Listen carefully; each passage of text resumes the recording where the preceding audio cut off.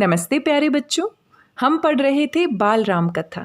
बाल राम कथा को कक्षा 6 के पाठ्यक्रम में शामिल किया गया है। अभी तक हमने कुल 4 अध्याय पढ़ लिए हैं, उनकी कहानी को जान लिया है। अभी तक हमने जाना राम, लक्ष्मण और सीता वन में जा चुके हैं। राजा दशरथ की मृत्यु हो चुकी है। अब अयोध्या में भरत और शत्रुघ्न को बुलाया जा रहा है। अभी तक भरत और शत्रुघ्न को नहीं पता कि राम, लक्ष्मण और सीता वन में जा चुके हैं और राजा दशरथ की मृत्यु हो चुकी है। आज हम पढ़ेंगे अध्याय 5, भरत की व्यथा। व्यथा यानी कि दुख। जब भरत को पता चलेगा कि उनके पिता की मृत्यु हो चुकी है और भैया राम, सीता और लक्ष्मण वन में जा चुके हैं, तो क्या भरत राज सिंहासन को स्वीकार करेंगे? क्या भरत अयोध्या के राजा बनेंगे या नहीं? आइए जानते हैं इस अध्याय में भरत की व्यथा। अयोध्या के घुड़सवार तीव्र गति से कई देश की ओर बढ़े। उन्हें राजमार्ग से जाने की बाध्यता नहीं थी, क्योंकि घोड़े दुर्गम रास्तों से भी जा सकते हैं। इस कारण से वे शीघ्र ही कई पहुंच गए। वहां पहुंचकर उन्होंने भरत को राजगुरु वशिष्ठ का संदेश दिया। भरत को अयोध्या में होने वाली घटनाओं की कोई जानकारी नहीं दी गई, परंतु उनका मन बहुत अशांत था। किसी भी कार्य में उनका मन नहीं लग रहा था। जाने क्यों उन्हें पिता की बहुत याद आ रही थी। बार बार भाई राम, भाभी सीता की ओर ध्यान जा रहा था। उन्होंने एक विचित्र स्वप्न भी देखा था, जिसे देखकर उनके मन में एक भय सा उत्पन्न हो गया था। अयोध्या के दूतों के आने से पहले वे अपने मित्रों से इस स्वप्न के बारे में बात कर रहे थे। उन्होंने देखा कि समुद्र सूख गया है, चंद्रमा आकाश के नीचे भूमि पर गिर गया है, हरे भरे वृक्ष सूख चुके हैं। महाराज दशरथ को एक राक्षसी बलपूर्वक ले जा रही है।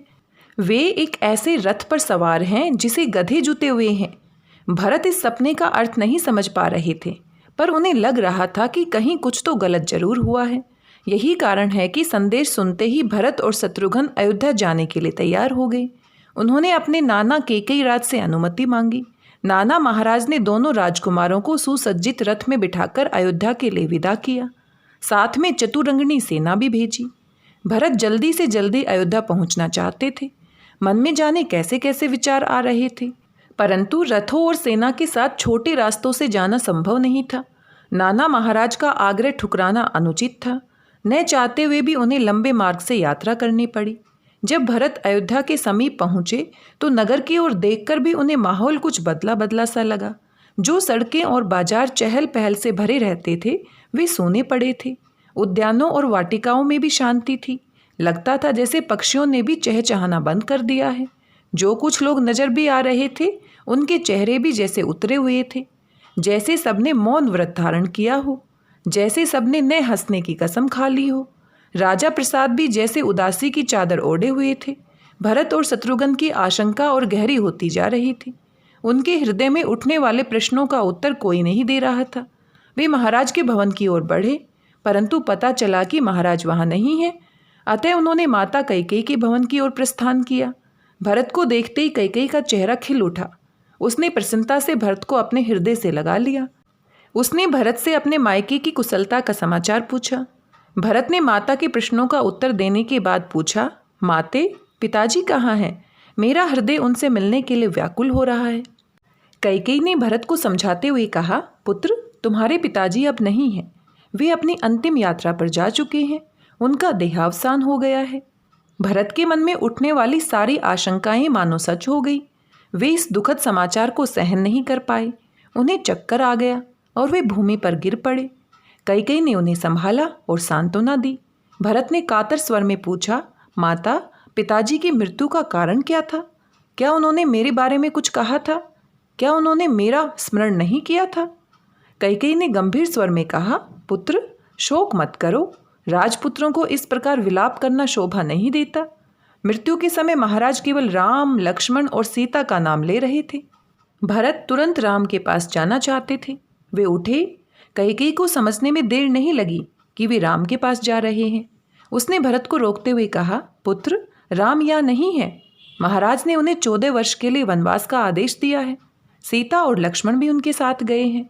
भरत के लिए ये समाचार और भी अधिक चौंकाने वाला था। उन्होंने आश्चर्य से पूछा, माता, भैया राम से ऐसा क्या अपराध हुआ कि पिताजी ने उन्हें वनवास की आज्ञा दे दी।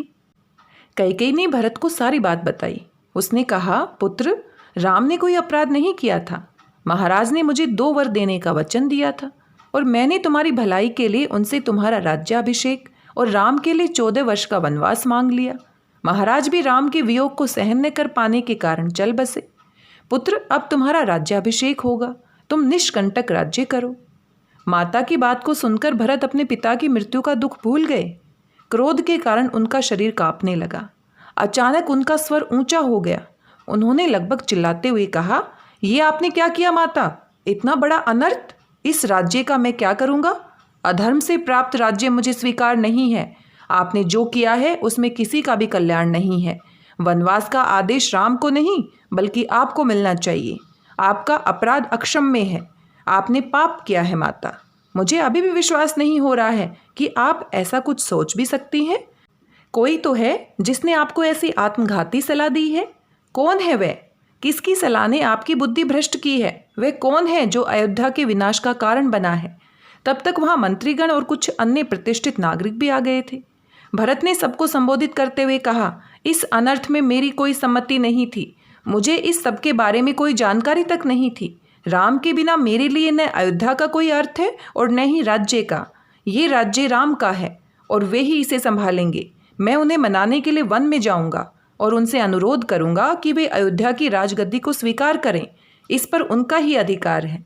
भरत वहां से उठकर कौशल्या के भवन में गए। उनकी आंखों में आंसू थे। जाते ही वे माता कौशल्या के चरणों में गिर गए। कौशल्या का मन राम वियोग और महाराज की मृत्यु के कारण अत्यंत दुखी था। उन्होंने भरत से कहा, पुत्र, तुम्हारी इच्छा पूर्ण हो गई है। जैसा तुम चाहते थे वैसा ही हो गया है।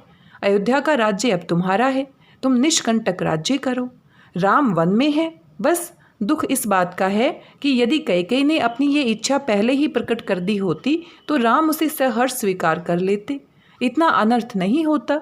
हे वत्स, तुम प्रसन्नतापूर्वक राज्य करो, परंतु कृपा करके मुझे मेरे राम के पास वन में पहुंचा दो। भरत ने कौशल्या के चरण पकड़कर कहा, मुझे क्षमा कर दो माता। इस सब में मेरी कोई गलती नहीं है। मुझे तो इस सब के बारे में कुछ पता तक नहीं था।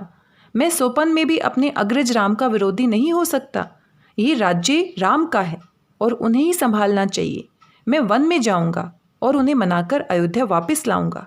भरत की बातों से कौशल्या का मन कुछ हल्का हुआ। उन्होंने भरत को क्षमा कर दिया। सुबह होने तक शत्रुघ्न को ये पता चल गया था कि इस षड्यंत्र के मूल में मंथरा नामक दासी है। मंथरा को भी अब अपनी भूल का आभास होने लगा था। वह भयभीत थी और छिपी हुई थी, परंतु उसे छिपकर जाते हुए शत्रुघ्न ने देख लिया। उसे देखते ही उनका क्रोध 7वें आसमान पर पहुंच गया। बाल पकड़कर खींचते हुए वे उसे भरत के समीप ले गए और बताया कि कैकेयी के मन में विष घोलने का काम उसने ही किया था। वे रोते हुए अपनी भूल की माफ़ी मांग रही थी, परंतु शत्रुघ्न उसे मृत्युदंड देना चाहते थे।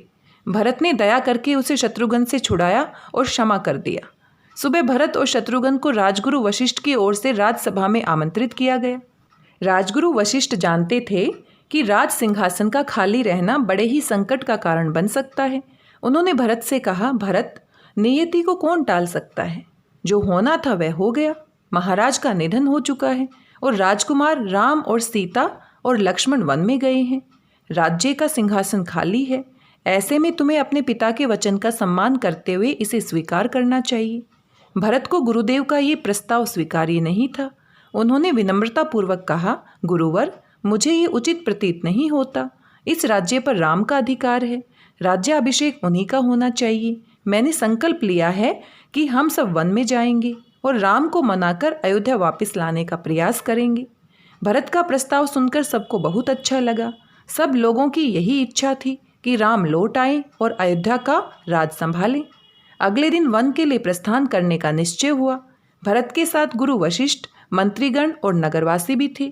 साथ में चतुरंगनी सेना भी थी। उधर राम ने गंगा नदी को पार कर लिया था और चित्रकूट पहुंच गए थे। मंदाकिनी नामक नदी के तट पर ये सुंदर वन प्रदेश था।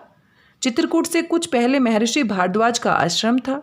राम ने आश्रम में जाकर महर्षि को प्रणाम किया और उनसे पूछा कि वे अपने भाई लक्ष्मण और सीता के साथ यहाँ ठहर सकते हैं। भारद्वाज ने उन्हें चित्रकूट स्थित पहाड़ी की ओर संकेत करते हुए वहीं रुकने के लिए कहा। महर्षि द्वारा बताया गया स्थान बहुत ही सुंदर था। पहाड़ी के चारों ओर घना वन प्रदेश था। समीप ही मंदाकिनी नदी बह रही थी। इस सुरम्य स्थल पर ही राम के द्वारा एक पर्णकुटी का निर्माण किया गया। पर्णकुटी यानी कि पत्तों और घास से बनी हुई कुटिया को हम पर्णकुटी कहते हैं। और राम और लक्ष्मण और सीता वहां रहने लगे। भरत वन की ओर चल रहे थे। उन्हें भी ये सूचना प्राप्त हो गई थी कि राम चित्रकूट में रुके हैं। अपने दलबल के साथ वे श्रृंगवेरपुर पहुंचने वाले थे कि निषादराज गुहू को उनके साथ सेना देखकर संदेह हुआ। उन्हें लगा कि कहीं ऐसा तो नहीं कि भरत सेना के साथ राम पर आक्रमण करने जा रहे हो, ताकि उनका राज्य हमेशा के लिए निष्कंटक हो जाए। निष्कंटक होना यानी कि बिना किसी रुकावट के। मन में ये भाव आते ही उसने भरत से युद्ध करने और उन्हें बलपूर्वक राम तक पहुंचने से रोकने का निश्चय किया। परंतु जब उसे वास्तविकता का पता लगा तो उन्होंने प्रेम पूर्वक भरत का स्वागत किया।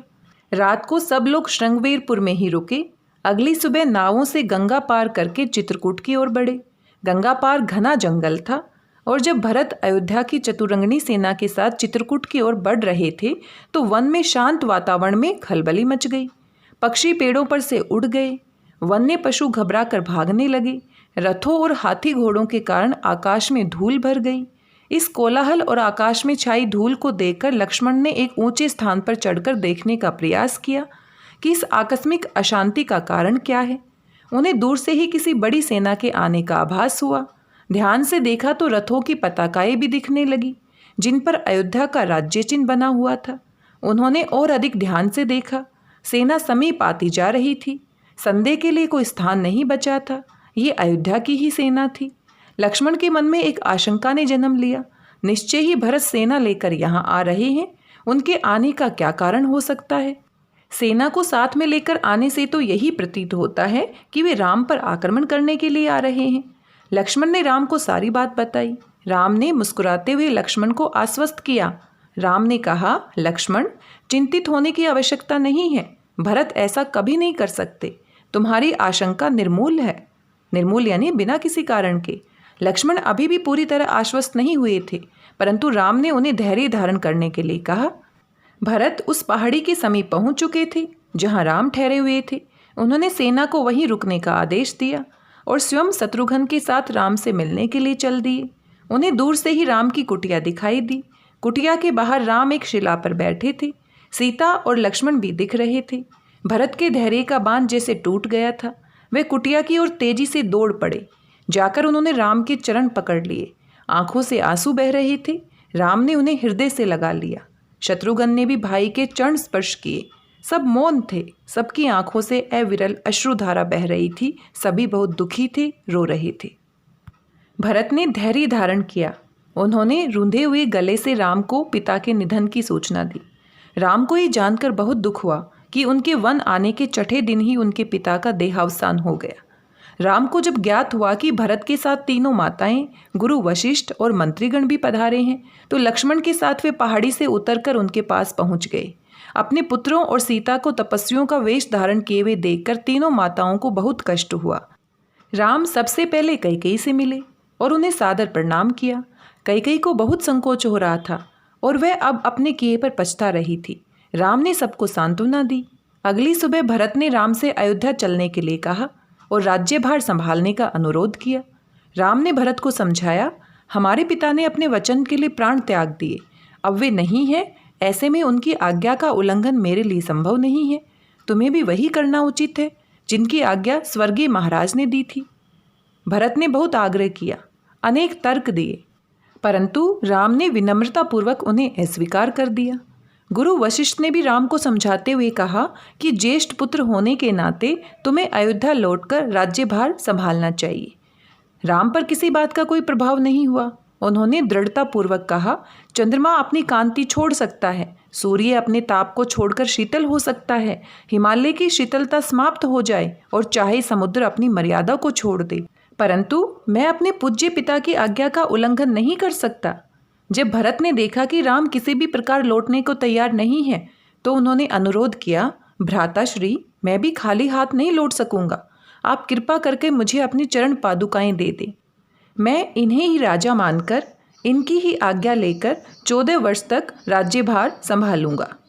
राम ने भरत की इच्छा को स्वीकार करते हुए अपनी खड़ाऊ उन्हें दे दी। भरत अयोध्या लौट आए। उन्होंने राम की पादुकाओं को राज सिंहासन पर रखा और उन्हें राजा के रूप में प्रतिष्ठित करके राजकाज संभालने लगे। भरत ने अयोध्या में प्रवेश नहीं किया। वे नगर के बाहर ही नंदीग्राम नामक स्थान पर एक कुटिया बनाकर तपस्वी के रूप में रहने लगे। वहां रहकर ही वे मंत्रियों की सहायता से राज कार्य का संचालन करने लगे। उनका संकल्प था कि अयोध्या में प्रवेश तभी करेंगे तब राम उनके पास वापस लौट आएंगे। प्यारे बच्चों, इस अध्याय में हमने देखा भरत एक सच्चे भाई हैं। उनके मन में किसी प्रकार का कोई लालच नहीं है। इतना बड़ा राज सिंहासन उनका इंतजार कर रहा है। सभी लोग उनको राजा बनाना चाहते हैं, लेकिन उनको राजा बनना ही नहीं है। उनको पता है राम का राज्याभिषेक होना चाहिए, क्योंकि वे बड़े पुत्र हैं और उनके मन में राज्य का कोई लालच भी नहीं है। और वो राम की ही तरह तपस्वी बनकर राज्य से बिल्कुल बाहर रहकर और सारे राजकाज संभालते हैं। लेकिन राज्य का जो सिंहासन है वो अभी भी खाली है। वो सिर्फ राम का है और उनके ऊपर उनकी खड़ाऊ रखी गई है और उन्हीं को वो राजा मानते हैं। हमें भी भरत और राम से बहुत कुछ सीखना चाहिए। आजकल हम अपने आसपास देखते हैं छोटी छोटी बातों पर कितने लड़ाई झगड़े होते हैं, मन में कितना लालच होता है, हम किसी के साथ कुछ भी बांटना नहीं चाहते। लेकिन यहाँ पर आपने देखा कितना प्रेम है, कितनी सच्चाई है, कोई स्वार्थ नहीं है, कोई लालच नहीं है। आशा करती हूँ आपको पाठ पसंद आया होगा। पाठ आपने कितने ध्यान से सुना है, आइए जांच कर लेते हैं। कुछ सवाल मैं आपसे पूछ रही हूँ, इनको ध्यान से सुनिएगा और इनके उत्तर मुझे ज़रूर बताइएगा। सबसे पहला सवाल आपके लिए है, भरत ने अपने ननिहाल में क्या सोपन देखा था और भरत को लंबे मार्ग से यात्रा क्यों करनी पड़ी? कैकेयी ने भरत को क्या बताया? मंथरा को कौन मृत्युदंड देना चाहता था और क्यों? भरत ने अयोध्या वासियों के सामने क्या प्रस्ताव रखा था जिससे वे प्रसन्न हो गए? चित्रकूट से लौटते समय भरत ने राम से क्या मांगा था? इन सभी प्रश्नों के बारे में सोचिए और इनके जवाब मेरे साथ जरूर साझा कीजिए। आज के इस अध्याय में बस इतना ही। मिलते हैं इसके अगले अध्याय के साथ। तब तक स्वस्थ रहिए, व्यस्त रहिए, मस्त रहिए और खुश होकर पढ़ते रहिए। धन्यवाद, बहुत बहुत धन्यवाद।